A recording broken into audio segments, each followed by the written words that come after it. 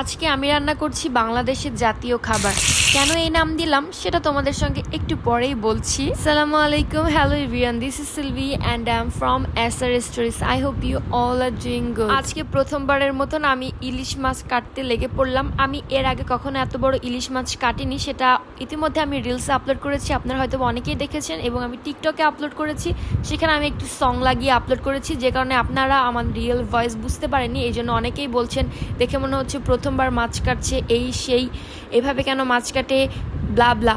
কিন্তু সত্যি কথা বলতে আমি আজকেই প্রথম ইলিশ মাছ কাটলাম। সেটা আমি আমার ফেসবুক পেজ এসআর স্টোরিজে কিন্তু বলেই দিয়েছি। কিন্তু যারা টিকটক থেকে দেখেছেন তারা আসলে সঠিকটা জানেন না, এই জন্য এই ধরনের মন্তব্য করছেন।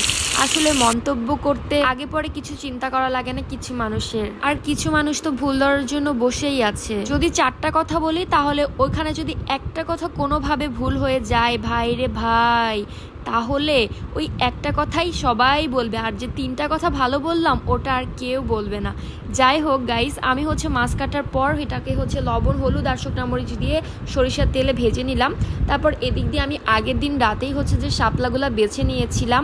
আর আমাদের জাতীয় মাছের নাম কি? ইলিশ। আর আমাদের জাতীয় ফুলের নাম কি? শাপলা। তো আজকে আমি শাপলার ডগা রান্না করব। আমি জানি না এটাকে ডগা বলে না কি বলে, আমি ডগাই বলি।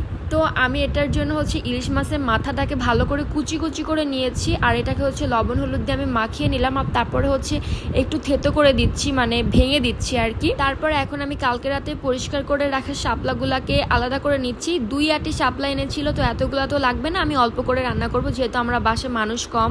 আর এই শাপলাগুলো আমি কালকে রাতে ধুয়ে রাখিনি, কারণ ধুয়ে রাখলে এটা পচে যাওয়ার সম্ভাবনা ছিল যতই ফ্রিজে রাখি না কেন। এই জন্য আমি এখন ভালো করে ক্লিন করে দেন এটাকে রান্না করছি। রান্না করার জন্য কিন্তু খুবই অল্প উপকরণ নিয়েছি, যেমন লবণ, হলুদ আর কাঁচামরিচ, পেঁয়াজ। তারপর শাপলাগুলো একটু সিদ্ধ হয়ে আসলে আমি ভেজে রাখা মাছগুলি এটার মধ্যে দিয়ে দিলাম। তারপর ঢাকনা দিয়ে দিলাম, আর আস্তে আস্তে নাড়াচাড়া দিতে দিতে এটা একটু ঝোলটা টেনে আসলে মাখো মাখো করে আমি একদম রেডি করে ফেললাম আমার আজকের রান্নার জাতীয় রেসিপি। তোমাদের কাছে কেমন লাগলো অবশ্যই কমেন্টস করে জানিও। Thank you so much for watching this video. আল্লাহ হাফেজ।